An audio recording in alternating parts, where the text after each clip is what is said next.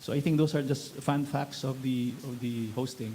But for us, I think if you ask me, Paolo, Randy, and Judith, I think we're ready. We're ready to host. We're ready to. In fact, some of the FIBA working staff has started to come in as early as over the weekend. Some of the delegates will start. The current president Hamane is arriving on the 19th. Secretary General Andreas on the 20th. So they'll start coming in because, as you know, before the actual games on August 25, the National Congress is being held here in Sofitel. So we have about 200 plus basketball federations that are coming to the Philippines and having the National Congress that starts on the 22nd up to the 23rd. But we have events on the 21st, a welcome event for the Central Board with some VIPs from government. And then we have the event on the 22nd where the whole Congress will be convening, and really it's going to be a sort of a dinner among the entire Congress. And on the 23rd, we also have the Hall of Fame. That's happening for our very own. Of course, Kaloy Saga will be inducted into the Hall of Fame together with the likes of Yao Ming in that class. So ready to go. Everybody's ready to go.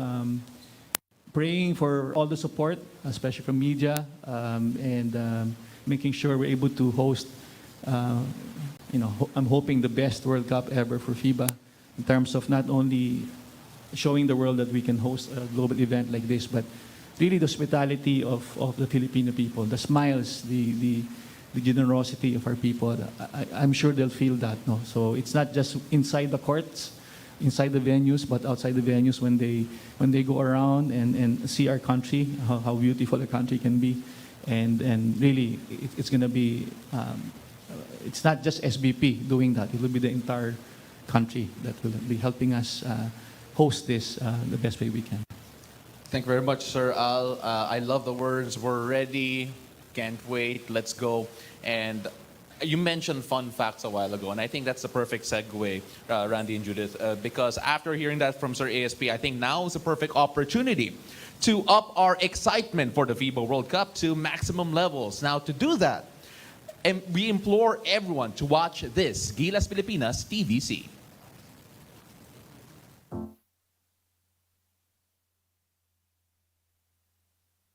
Basketball sa mundo. Gilas laban sa lakas. Puso laban sa laki. Ang kaibahan lang, sila ang dalayo. Hindi lang galing natin ang masusubukan, kung hindi ang tibay ng ating kampihan. Sama-sama tayo. 12 ang lalaro, 100 milyon ang lalaban. Game na kami. Mundo, manda kayo. Court namin ito.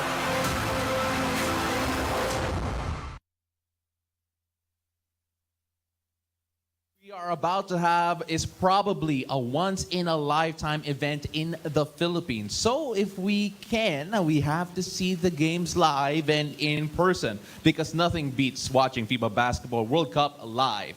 Everyone can be part of basketball history by purchasing their single game tickets today for as low as 499 pesos via Ticketnet, online, or SM Tickets. Yes, bili na. Okay, now we've come to the part that, of course, all our friends from media will get the chance to throw questions at our guests. Of course, ladies and gentlemen, we know that this is the reason why you've all come here to grill all of our panelists here in the presidential table. So the floor is now open for our Q&A portion. Judith and Randy are now going to go around the floor to pick out some of our media friends here for the questions. But to get the ball rolling here, I'm going to start it off here with a question to Sir Al. Because Sir Al, you mentioned a while ago that we're ready to go. But in terms of percentage of how ready we actually are in terms of preparations of the SBP, just at what percentage are we in terms of the hosting for the FIBA Basketball World Cup? I think aside from just the courts being completed, I think the venues will be will be exciting. I mean, in terms of how it looks, and it will be very different from how you've seen basketball in the Philippines. So aside from that, the court being completed hopefully by the next few days, no? We're really ready in terms of the hotels, in terms of the transportation requirements, in terms of the flight bookings of everybody. We're really ready. The vehicles, as I said, talagang handa na kami. No? In fact, we're also preparing for the 25th. We're actually hiring 400 buses to bring the fans to Philippine Arena, make it easy and make it convenient for our fans to watch and support the first Gilas game on August 25. So we're ready, very ready, and completion na lang ng venues, but all the materials are here. They're just constructing the tribunes, all the sites in the venue, and then the last thing they will put will be the floor, and that should be completed towards the latter part of the week. Thank you, Sir Ral. Judith, Randy, do we have Yes. a question? Okay, so we have our President Nelson Beltran, Philippine Star, for the first two questions. First, President Al, thank you for hosting this special PSA forum. Thank you. Maganda yung venue namin sa Philippine Sports Commission Conference Hall, pero you gave us a new scenery here. Thank you. And for my question, you have declared the readiness of the SBP and the country for this hosting chores. And it's time to chase the goals. Isa sa ilang beses ang nasabi na goal natin is to break gate attendance. Doon sa first day, pwedeng habulin yung single game high. Ano po? Huli na ba natin sa oras na ito?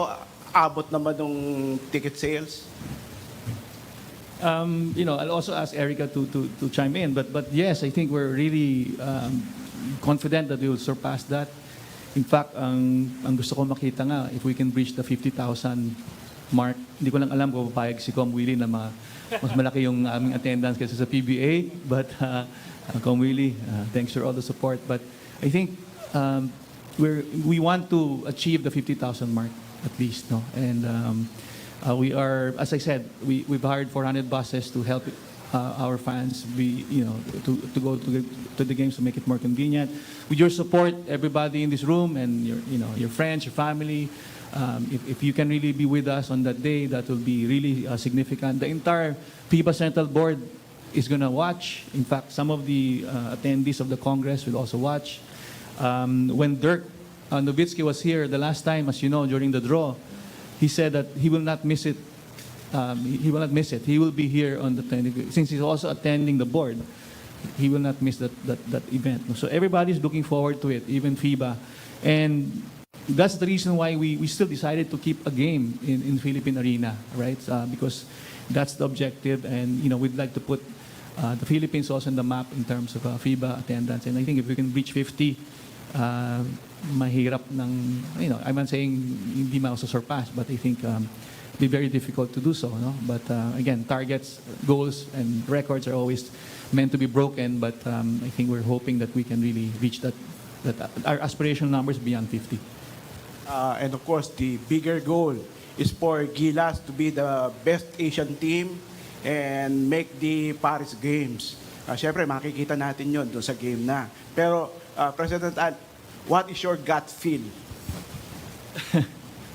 Talagang grill, no? Grill, sabi niya, grill. Thank you, President Nelson. I think, first of all, I think, as you know, we haven't hosted a World Cup like this since 1978, so it's 45 years. It's even been much longer since we were in the Olympics the last time for basketball. It's 1972. Naalala ko pa nga yung poster ni Jaworski ata o ni Fernandez sa kwarto ko, yung naka-blue uniform sila. No? So it's been a while, and I think the aspiration for us is we want to be the best Asian ranking team, obviously. I was in practice the other night, starting to, everybody was there. I'm glad to see that. Even Scotty was there, so that was a positive news, at least for the team. I think the difficulty for the coaches now is deciding the final 12, because I have to say thank you to everybody in the pool who have sacrificed for Gilas, not being guaranteed a spot. No. Also, Justin Brownlee. Also, thank you very much for what he has done and to just contribute to this journey of Gilas. No. Talagang gusto namin talagang to perform our very best. My gut feel, I think we've kaya natin, kakayanin. Hope we can win these 2 games sana. Para we have not our best World Cup is we won 1 game in 2014 against Senegal. Unfortunately, we didn't win anything in Beijing. So I'm hoping we can win 2 games, and if we can do that, we go to the next round and potentially really play for the spot for the Olympics.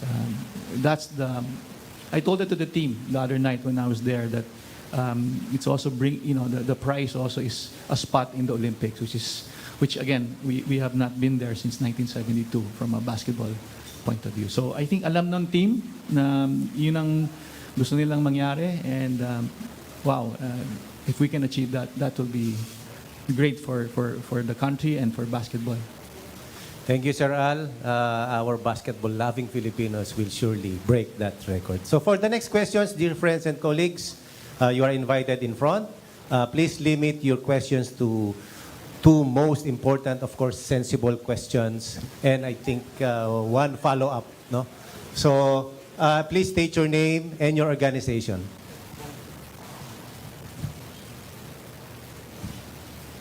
Okay, Bong Pedralbas of Malaya Business Insight. I think we first broke your aspirations that we become the best Asian team to place and earn a slot for the Olympic Games about 2-3 weeks, a month ago during a separate press for. But sir, when do you think, more on the basketball team right now, when do you think will be the last day when we will know the final 12 of our Gilas Pilipinas squad? Have we set any particular date? Because it's 10 days from now, of course, and some people don't like to be kept in suspense.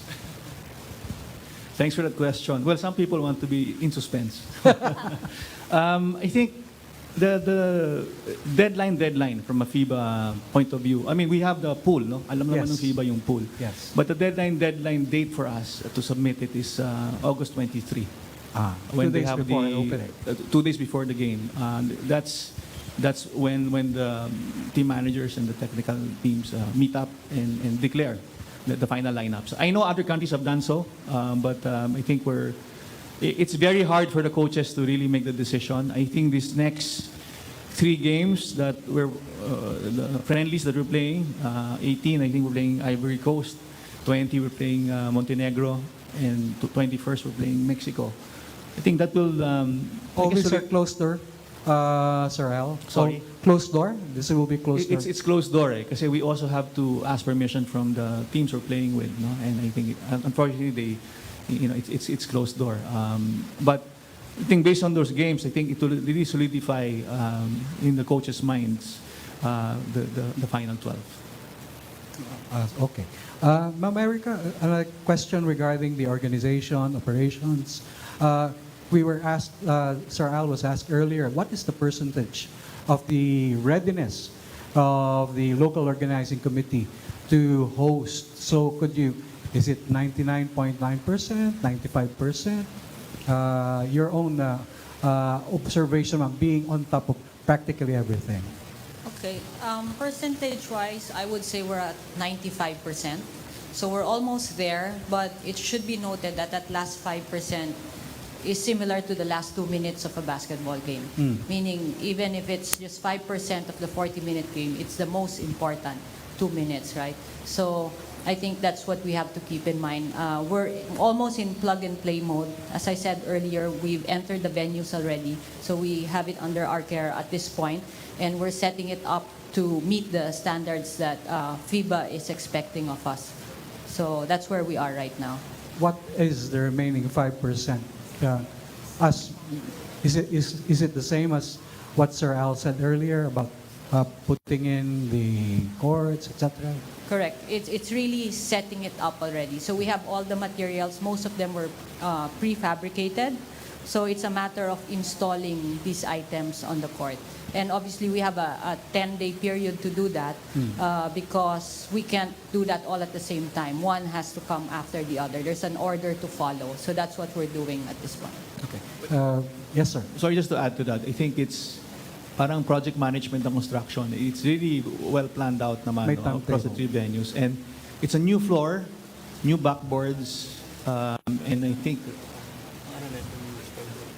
and then Araneta's a new scoreboard. So it's really going to be a different setup for the venues, the 3 venues. Even the competition lights we had to bring in. Oh, okay. Just one question, ma'am. Relative to our goal of achieving a record-breaking attendance on August 25, what is your feeling, ma'am? The magic number, I think, is 32,226. That was a Dream Team 2 game several years ago. Palagay niyo po ba we were, and the capacity of the Philippine Sports Arena is about, as Sir Al said, it's 55,000. Do you think we can surpass that? Yeah, I do believe that we will surpass it. The number is actually 32,616. Yes.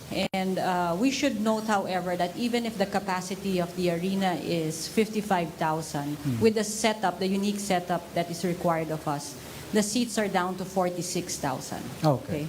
That being said, however, when we do record the number of spectators in a game, we do count everybody who's accredited. So Every warm yes, body. every warm body inside the stadium is going to be counted. So that includes the press, the media, all other officers, the working group. That's all going to be counted. And as noted earlier, volunteers alone count up to 700 already. So I think we are really primed to beat that record. In terms of ticket sales, we Yes. are at about 28,000 right now. Wow. So very close to the goal, but not yet there. We have 10 more days to sell, and we should also note that it was just last weekend that we opened our outlets for box office selling. Everything before that was sold online. So there's still a good 10 days for us. And I guess this is my plug now, to invite everyone to be part of this historic feat that we're about to achieve. Since this is a forum and it's live, you might as well say, Ma'am, say where the actual virtual outlets are, and then we'll give way to our other colleagues as well. Thank you. So maybe John can help me with this, but it's available at TicketNet online and as well as all TicketNet outlets. No? Yes, actually, all tickets are available through smtickets.com and ticketnet.com.ph, and go to the outlets. Again, there are more than 300 outlets for SM Tickets, and then a lot of also outlets for TicketNet. So again, please support the first game of Gilas. Just to clarify also, John mentioned SM Tickets. For the games at the Mall of Asia Arena, that's what you can purchase at SM Tickets, while the games at the Araneta and the Philippine Arena can be purchased through TicketNet, just to make that clear. But if I may add to that, no, of course, Gilas we have to support. But there are other games that are being played here, which are World Cup quality teams are here, right? So on that day itself, although we're all, I think, going to convene in Philippine Arena, there are 2 games happening also in MOA, the other bracket, no, where the U.S. is also, no. So there'll be 2 games played there. So we're hoping that, fans who cannot go to Arena, hope we can really hit the 50,000 there. But there's also an opportunity for everyone to watch a World Cup game in MOA at the same time. And I think also for us, I think it's really supporting all the teams. No, in fact, from an MVP group point of view, all our HR heads came together, and we've asked all the company CEOs to support the games by being assigned to a certain day. So we're calling it an MVP group family day, right? So we will allow some of the employees to bring their families to watch certain games. We're also looking at, I think Erica is talking to some of the leagues like the UAP, we do want to bring kids and players and other I guess the youth to watch the games, and I think this will be again inspiring for the youth, similar to what I think we've seen in Pilipinas, no, the pull that they got, the aspirational inspirational aspect of it, where I think the young women or even the young boys who are playing soccer now is aspiring to be in the World Cup too. Same with basketball, I think. We want to share this with the youth. We want them to experience a World Cup game here in the Philippines. Thank you very much. So, Al, Judith? Yes, next questions from Miss Diane Castillejo. Morning. Congratulations to all for all the hard work you're putting. Thank you so much. Al, I'm going to grill you more. Thank you. So, Go ahead. so it's great to hear that Scotty's like back playing, that he's okay. Can we know the latest on Kai Soto? We also hear that he's been playing already like full contact basketball. So how is he, and what's the situation? Is there still a situation with his medical issues, or is he all good to go na po? Thanks, Diane. Should I answer that? No, I think, yes, I was there the other night, as I said. Everybody was there. Kai was there, Scotty was there, JC was there. So the whole 16, I think 16 players were all there. So and I think I think Scotty is fit. No, I guess it's just a matter of getting back to the groove of basketball, playing basketball. But he did play that night. Kai also played, and just to really share, our doctors spoke yesterday, the doctors of Kai and the SBP doctors, and he's been cleared to play. He's been cleared to play. So that's good news, right? So he's been cleared to play, and again, we're looking forward that we see him play also during the friendlies, so that to get ready for for everybody to get ready for the game start on the 25th. That's great. That's good news. Sir, can you also tell us a little bit about Jordan Clarkson?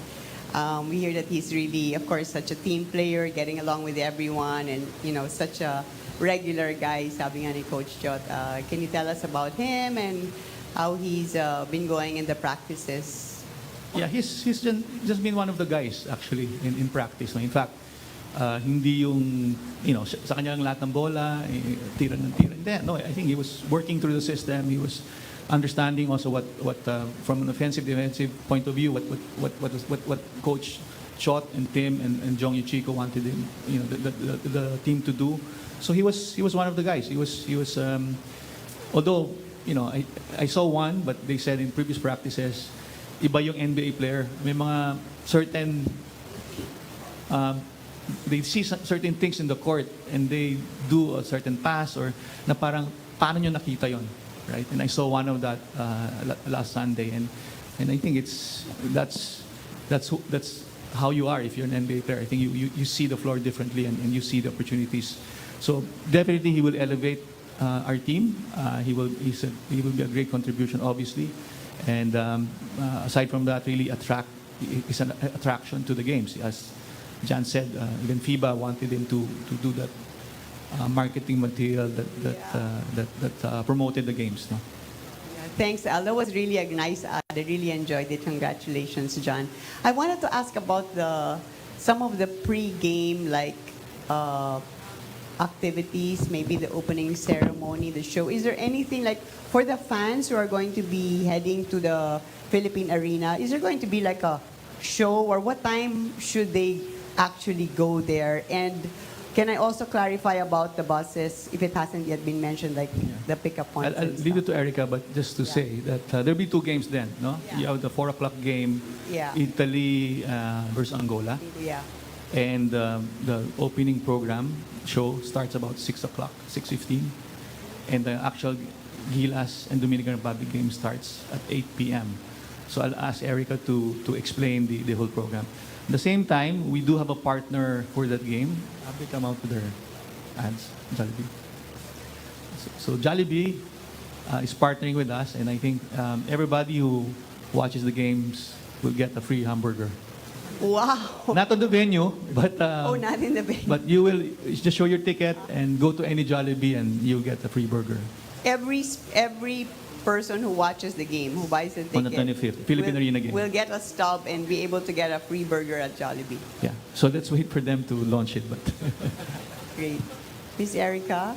Yeah, so we have a number of entertainers no, who are lined up for our opening ceremonies. I think we have Ben and Ben, Sarah Geronimo, and the Don are all part of the opening ceremonies. And aside from that, we do have a number of activations on site that the fans can enjoy in the concourse area. The gates will actually open at 12 noon for the 4 p.m. game. And the concourse area will be filled with activities. So we really invite the fans to come early. Speaking of the P2P points for the 400 buses, we have identified 12 areas, no? 12 pickup points. And that would be Cloverleaf, Ayala Mall, 1 Ayala, Trinoma, PITX, Mall of Asia, Araneta City, SM Clark, BGC, Market, SM North EDSA, SM Mega Mall, SM Baliwag, and SM Pampanga. And I think the most important thing that I would like to note at this point is the ticket buyers for this day will get to enjoy 2 games plus the opening ceremony show. It is unlike the rest of the games where it's 1 ticket to 1 game. So that's good. Do you want to? yeah, I just wanted to add, very important is really we're fortunate and we're grateful that the president will actually be there to do the ceremonial toss for the Gilas game. I do have a picture. I showed it to the president when I was there one time of his father, former President Marcos, doing the ceremonial toss in 1978 in Araneta. So again, it comes full circle that BBM now will be also be there to join us, and we'd like to thank him for accepting that invitation. Super. Sounds exciting. Thank you, Judith. Thank you, Sir Randy. All right, for our next questions, gusto kayong makita yung mga kapugian, kagandahan ng PSA members, please take the mic in front. Introduce yourself and your organization. Good morning po. I'm Avan Swing from the Daily Tribune. Sir Al, I'd like to ask, 2013 was the FIBA Championships and yun po was fondly remembered by the Filipinos as the time that not only the curse of Korea was broken, but nakuha po natin yung first FIBA World Cup slot natin in how many years? Are you also optimistic that this hosting will at the very least replicate that same magic back in 2013? Yeah, thanks for the question. My aspiration is not only replicate, but if we can do better, right? Especially our team is playing in our home court, with the support of the fans. I think if you recall, we were in Seville in 2014 and we were acknowledged as the most valuable fans during the games. And this was in Spain, diba? So people from all over Europe, Filipinos from all over Europe supported it, but it's not the number that I expect that I see here when we play here. I think there will be much more support from the fans here. I think that will help the team, that will ignite the team, that will inspire the team. So I'm hoping we will perform much better than what we did in Seville. That's my wish. Sir, follow-up na lang rin po. You mentioned earlier yung FIBA Council that will be held days before yung actual competitions. Any chance that ang pag-uusapan rin po dito is yung eligibility rules given Clarkson's position and yung what happened recently sa SEA Games? It's the National Congress. It's called the FIBA National Congress.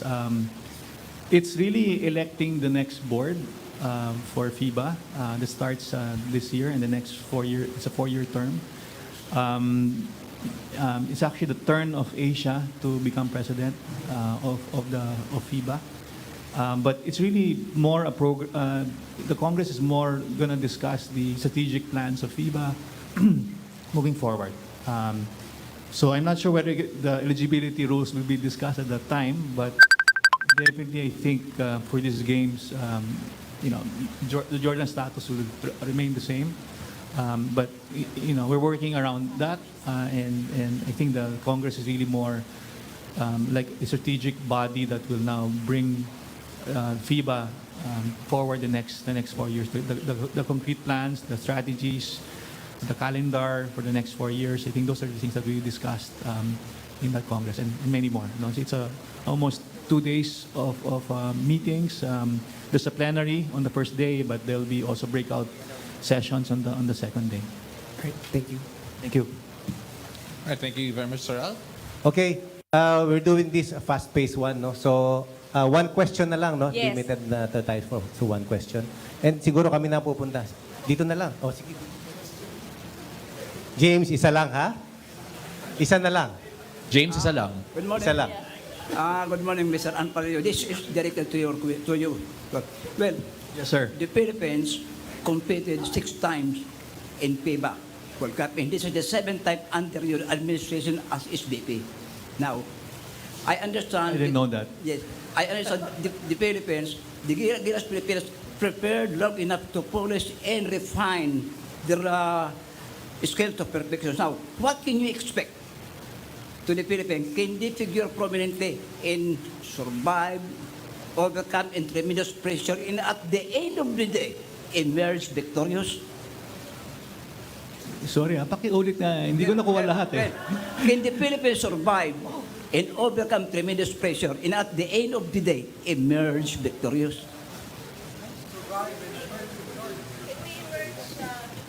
Well, I repeat it. Gilas Pilipinas prepared long enough to polish and refine their skills to perfection.